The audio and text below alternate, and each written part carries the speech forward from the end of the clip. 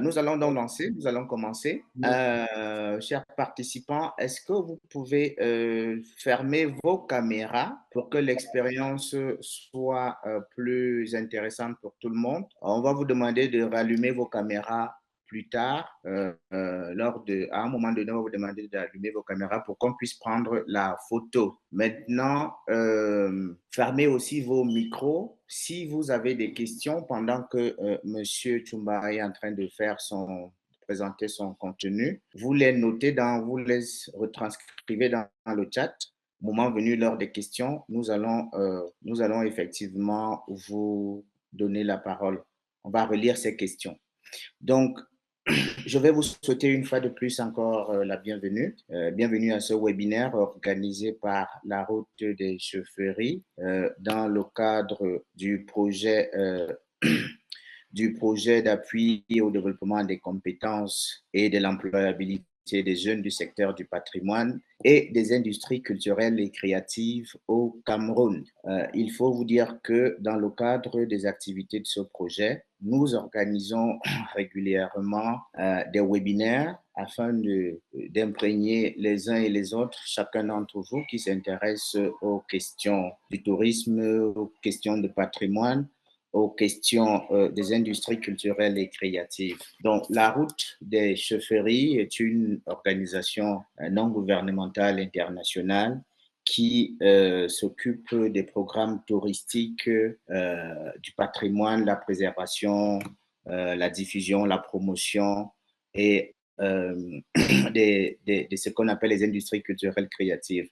La dernière fois, il y a 2 semaines, je crois, nous avons organisé notre séminaire pour vous entretenir sur ce qu'étaient les industries culturelles créatives. Et aujourd'hui, nous nous intéressons à ce que c'est qu'un projet, comment monter effectivement un business plan, qu'est-ce que le business plan, qu'est-ce qu'un business model dans le domaine des industries culturelles créatives. Et nous vous avons on va dire déniché, nous avons pu vous avoir l'un des meilleurs experts des industries culturelles, qui est M. Steve Chumba, qui est un entrepreneur de l'écosystème numérique et digital en Afrique. Il dirige un hub technologique qui regroupe des entrepreneurs du digital. Donc, c'est donc un professionnel du marketing, de la vente et de la communication qui accompagne plusieurs entreprises en Afrique dans le domaine de la promotion de la technologie, de l'entrepreneuriat. Il joue aussi de temps en temps le rôle de mentor, c'est-à-dire qu'il reçoit des jeunes qui s'engagent dans ce secteur-là et il a co-créé, en tout cas il est membre d'une plateforme qui s'appelle AfriLab. C'est une plateforme technologique qui regroupe plusieurs entreprises du digital en Afrique. Il a à son actif plusieurs autres initiatives comme Gifted ou Roof Café, qui sont des plateformes de e-commerce, et d'autres initiatives auxquelles vous pourrez le voir. C'est un professionnel, il est très actif sur la question des industries culturelles et créatives à travers ses différentes plateformes, Facebook et autres réseaux sociaux où vous pouvez aussi le découvrir. Alors, sans plus tarder, puisque nous n'avons que 1h10 maximum, il n'a pas beaucoup de temps, il a décidé de nous les consacrer. Nous allons lui laisser la parole. Alors, bonsoir à toi, Steve. Merci d'avoir accepté d'accompagner les jeunes porteurs de projets dans le cadre des industries culturelles créatives autour de notre projet Employabilité Jeune. Merci beaucoup. Merci de m'avoir invité. Merci. J'espère que vous m'entendez bien. J'espère que ça va. 5 Ouais. sur 5. 5 sur 5. Magnifique. En tout cas, merci beaucoup de m'avoir invité. Merci. C'est toujours un plaisir de partager avec vous. Ça fait quelques années que je travaille avec la Route des Chaufferies. Donc, c'est toujours un plaisir de savoir que vous pensez à nous, à Actes Spécis, et m'inviter à la fois de partager ma petite expérience, aussi peut-être d'apprendre et de découvrir les belles choses que les jeunes entrepreneurs camerounais font dans le secteur des industries culturelles et créatives. Donc, un plaisir pour moi d'être là. On a effectivement 1 heure de travail. On va parler de plan d'affaires ou de business plan pour les industries culturelles et créatives. Je veux que ce soit très interactif. S'il vous plaît, si vous avez des questions, poser les questions. Après, je ne sais pas si Raïssa vous a envoyé des questions que j'avais déjà posées ou si les gens ont eu le temps. Je sais que ça arrivait un peu en retard. Je ne sais pas si les gens ont eu les questions de répondre. Je ne sais pas le niveau des différents intervenants. C'est un peu difficile. Je ne pense pas que ce soit arrivé ou si c'est arrivé très tard. Donc, très peu de personnes ont eu accès effectivement à ces questions parce qu'il y avait un aspect technique à régler pour pouvoir administrer tout le monde, faire administrer tout le monde. Ok, c'est pas grave, c'est pas grave. Je connais pas effectivement le degré ou bien le degré, on va dire la maturité de tous les entrepreneurs qui sont là. Je vois qu'il y a pas mal. 20, c'est déjà, c'est un grand nombre déjà, et c'est en ligne, ça peut être compliqué. Mais on va essayer de faire que ce soit très interactif. Et si vous avez vraiment des questions spécifiques, n'hésitez pas à les poser. Donc, ça veut dire que même si dans ma représentation, je ne couvre pas euh, euh, euh, votre préoccupation, posez votre question et je vais essayer tant que je peux bien, d'apporter des éléments de réponse. Mais n'hésitez pas. Avant peut-être que tu ne commences, je voudrais signaler à nos participants que nous sommes aussi en direct sur notre page Facebook et que s'ils ont des gens qui peuvent aussi se connecter via ce canal, qu'ils n'hésitent pas. C'était juste cette précision. Merci. Bon, on est sur Facebook, donc je suis live là, donc je dois faire attention à ce que je dis. Excusez-moi, je suis un peu anglophone souvent, donc comment dire, don't hold me accountable for what. Je ne suis pas responsable de tout ce que je dis. Je suis, je vais OK, pas être responsable de tout ce qui va sortir de ma bouche parce qu'après, d'accord. voilà. Mais non, disclaimer, to be honest. No disclaimer, en fait, c'est que, en fait, s'il vous plaît, une grosse partie, ce que je dis, ça va peut-être être des positions personnelles, de mon expérience personnelle. En aucun moment, ce que je dis ici est forcément, peut-être comment on dit, une science complète. Donc, il ne faut pas dire que, ouais, Steve, tu m'avais dit que, donc non, je veux dire, je partage mon expérience, je partage mon expérience et je vous donne quelques pointers de par mon expérience dans les industries culturelles et créatives. Et après, des choses qui peuvent être, comment dire, transportées dans d'autres secteurs d'activité. Voilà. OK. Alors, je vais partager mon écran vite fait. Je vais partager mon écran. Est-ce que vous voyez mon écran? Ça se voit? Affirmatif. L'écran est visible. L'écran est visible. Donc, en tout cas, on va donc parler aujourd'hui de business plan des entreprises culturelles et créatives.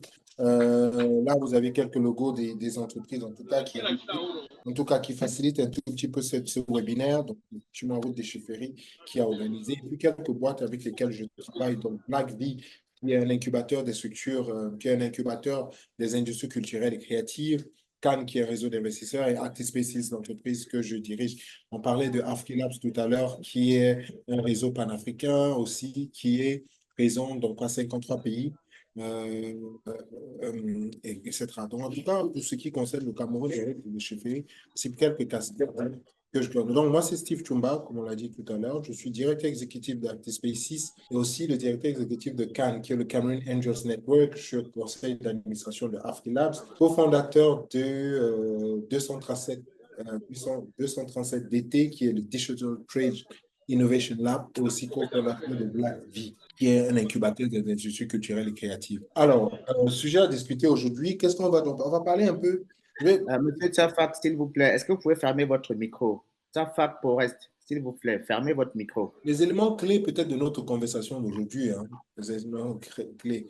Creative business. Moi, ce que j'ai envie de dire là, bon, si vous deviez peut-être partir d'ici avec quelque chose, c'est que le creative business, c'est business, c'est un business, c'est un business. Et donc, il faut avoir une approche plus ou moins très business de, de, de, de, de, de, de votre activité. C'est un business. Et quand je dis ça, je veux dire que il faut penser effectivement à un business plan. Parce que c'est une affaire, il faut donc passer à un business plan. Je vais donc discuter un peu de pourquoi est-ce que c'est important pour vous en tant qu'entrepreneur de faire un business plan. On va regarder le business model Canva et je ne vais pas tout couvrir sur le business model Canva. Je vais couvrir quatre points que j'estime être les points de base et donc je vais prendre des questions et des réponses. Voilà un peu comment j'ai planifié un peu l'heure qu'on va passer ensemble. Il est déjà 22, on est déjà bien avancé, donc je vais essayer de courir. Alors, il y a quelques slides qui sont en anglais, hein. Je vais traduire ça. Pourquoi est-ce que c'est important d'avoir un business plan? Très souvent, j'ai des entrepreneurs qui vont se dire, qui vont aller regarder, chercher un consultant qui va écrire leur business plan. Et ça, c'est beaucoup plus dans le cas où on va se dire que, ouais, je suis en train de parler au banquier, je veux un business plan. Et donc, tu vas aller voir quelqu'un qui va rédiger ton business plan pour toi. Moi, je pense que d'entrée de jeu, c'est vous avez déjà faussé un peu la donne quand vous faites, quand vous avez cette stratégie-là. Le business plan, vraiment, ça joue, c'est différent que vous.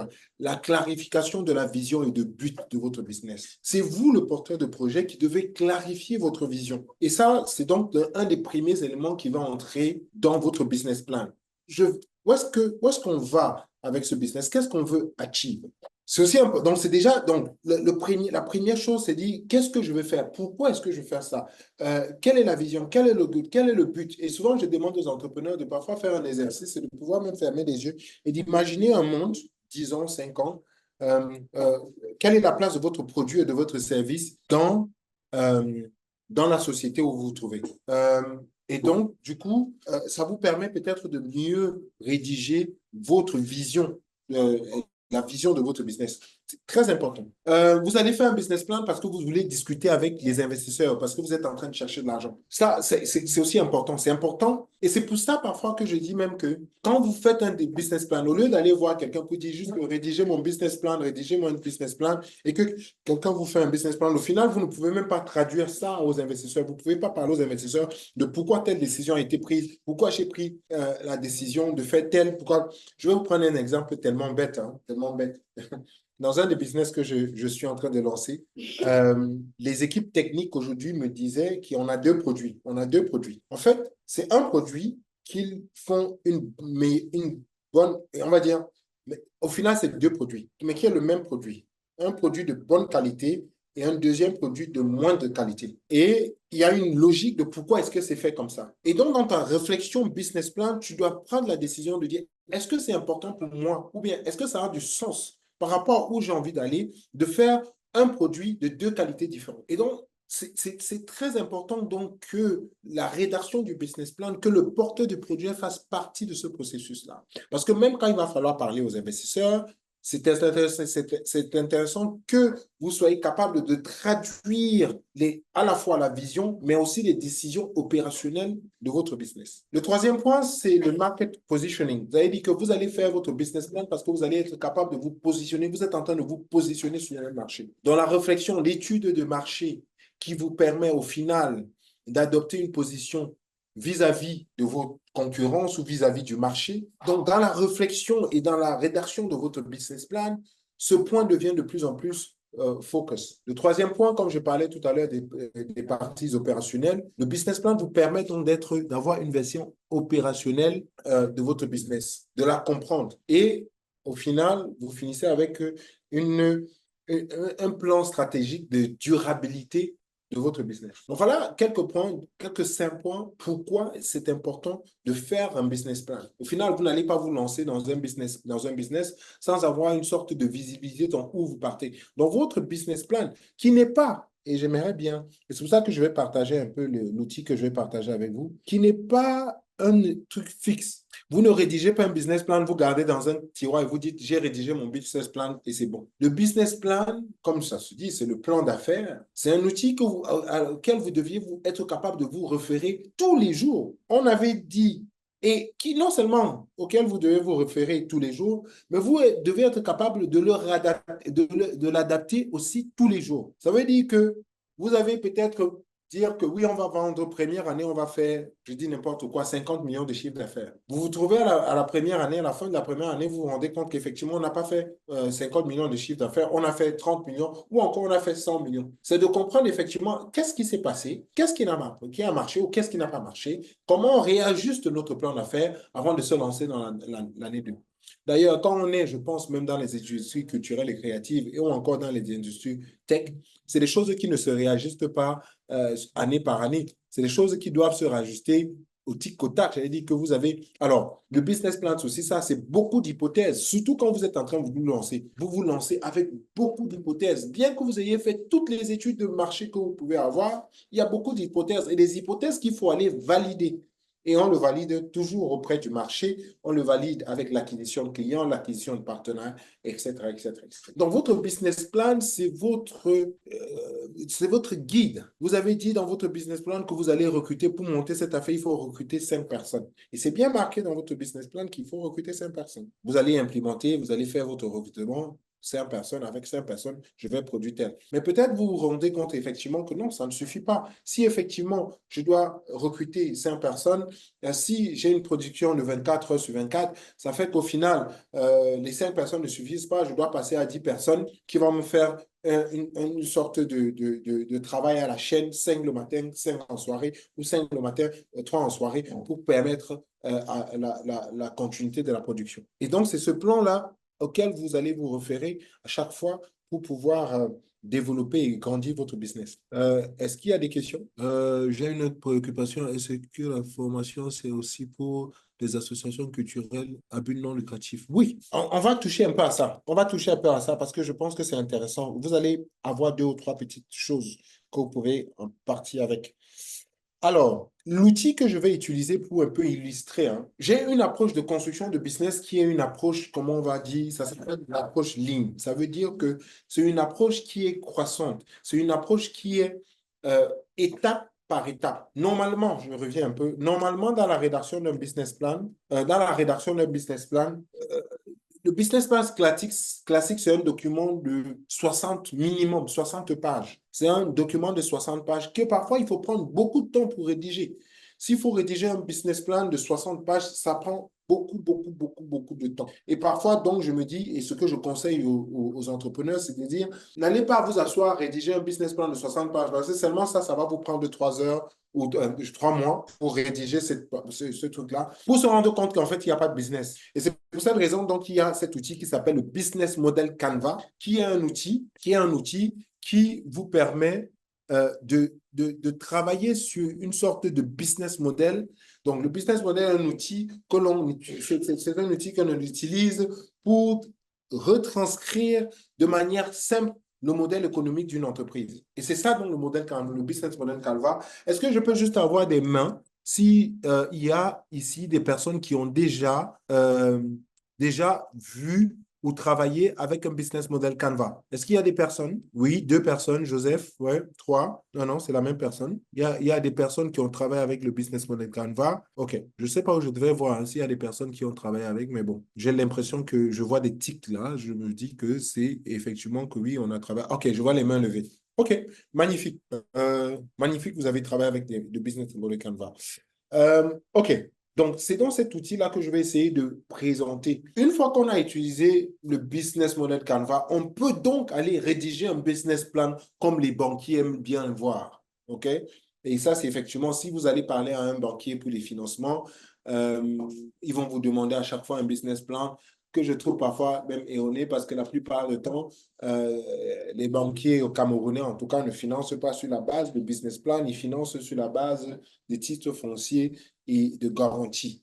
Au du final, ça n'a plus sa place. Mais bon, ça, c'est des débats, c'est d'autres débats.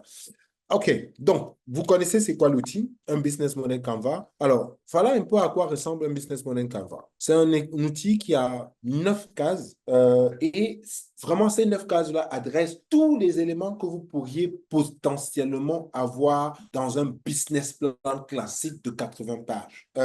L'utilité ou la bonne chose avec le business model Canva, c'est que ça vous pousse à réfléchir et à rester sur l'essentiel, Donc, de ma gauche à ma droite, nous avons key partners. Ça veut dire que quand vous réfléchissez à un business, il y a 9 questions clés auxquelles vous devez répondre. Key partners, quels sont des partenaires clés de votre business? Partenaires clés, je vais juste faire un brossage de tous les 9 cases avant d'entrer dans les 4 points que je veux soulever pour cette session. Partenariat clé. Quels sont les partenariats ou les partenaires que vous êtes capable de construire qui vont vous aider à livrer votre produit ou service? Vous êtes peut-être dans la production cinématographique et vous avez un partenariat, je ne sais pas, avec le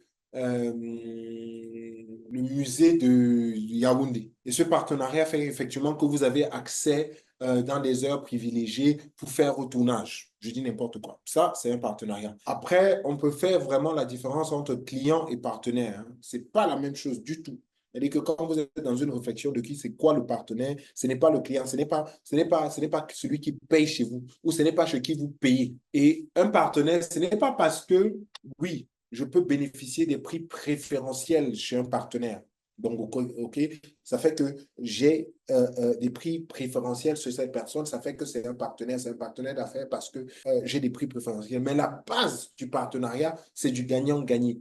Qu'est-ce que je gagne dans ce partenariat et qu'est-ce que la personne avec qui je suis en train de faire un partenariat gagne? Donc, ça n'est pas forcément un échange de services ou de biens. Ça peut être un échange de services ou de biens, mais ce n'est pas un échange monétaire. Je dis n'importe quoi. J'ai envie de vendre de la nourriture, OK, dans une école. Mon partenariat avec l'école, parce que l'école, lui, il a une problématique. Je dois nourrir mes étudiants et mes professeurs. Je n'ai pas le modèle économique de créer une cantine.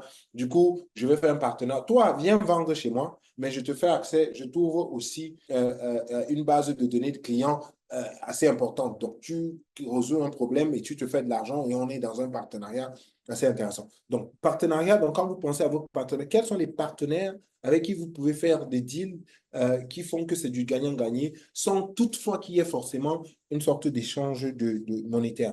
Après, vous avez les keys d'activité. C'est très important pour nous, hein, et pour tout business de définir quelle est l'activité que je vais mener. Ce n'est pas parce que, par exemple, que je vends les habits que je veux construire, concevoir les habits. Je peux être juste clair dans ma tête que je suis distributeur d'amis. Donc, mon activité, c'est l'identification des créateurs et la distribution. Donc, il faut que l'activité que vous menez soit claire. Bon, encore une fois de plus, et moi je dis souvent aux gens, vous ne pouvez pas tout faire. Si vous vous retrouvez dans un business où vous devez faire tout sur la chaîne d'approvisionnement, il y a un problème quelque part. C'est-à-dire que si c'est vous qui allez aller chercher le tissu, fabriquer le tissu, transformer le tissu, il y a peut-être un problème quelque part. Donc, il faut souvent faire attention et être clair pour vous dans votre business. Quelle est l'activité de mon business? Est-ce que c'est la distribution? Est-ce que c'est la fabrication? Est-ce que c'est l'identification? Est-ce que c'est la commercialisation? Quelles sont les activités clés? Quelles sont les ressources clés? Ça, c'est clé. Pour donc faire les activités que je suis en train de faire, quelles sont les ressources que j'ai besoin, dont j'ai besoin?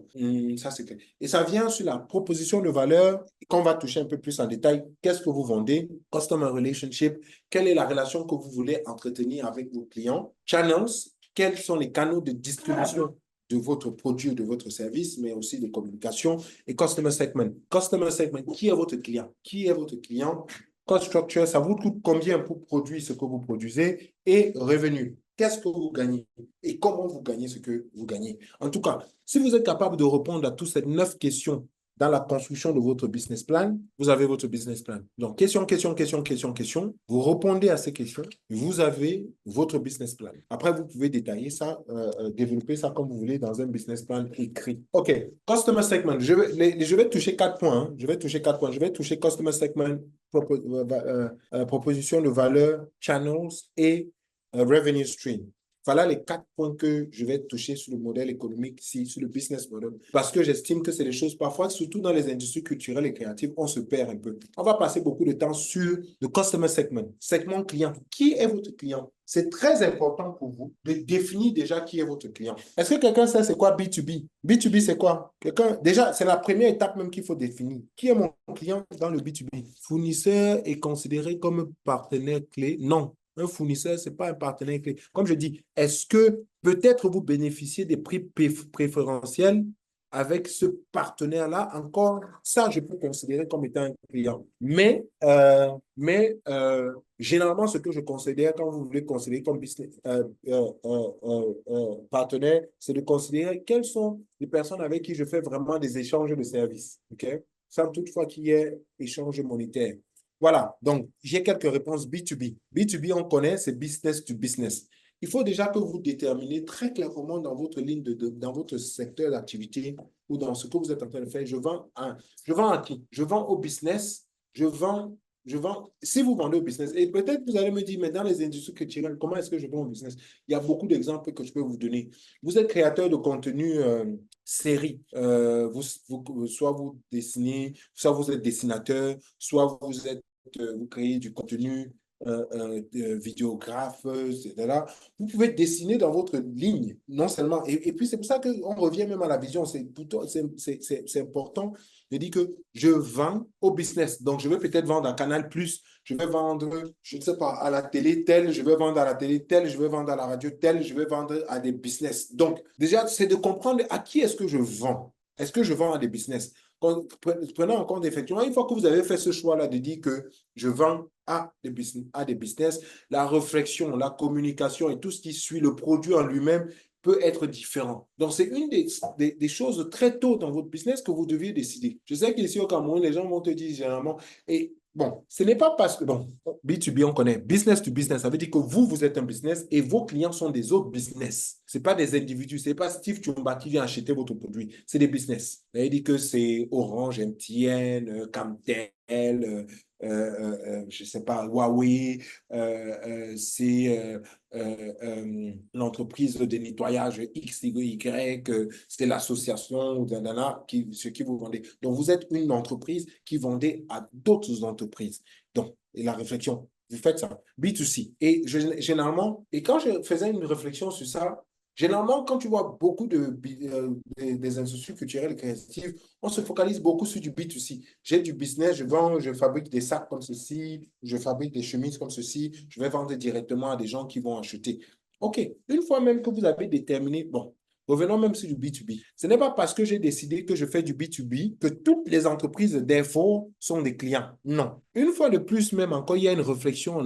Quelle est l'entreprise qui va acheter chez moi? Est-ce que c'est une entreprise qui fait tel chiffre d'affaires? Est-ce que c'est une entreprise qui a telle problématique? Est-ce que c'est une entreprise qui a tel nombre d'employés? Est-ce que c'est une entreprise qui fait dans tel secteur d'activité? Donc, encore même là, il faut que vous segmentez très bien votre client et que vous connaissiez exactement qui il est et quelle est la problématique que vous allez reprendre pour lui. Même travail, vous faites du B2B, du B2C, donc business to customer, consumer ou customer. Ça veut dire que vous êtes un business et vous vendez directement au consumer, à la personne qui consomme votre produit finalement.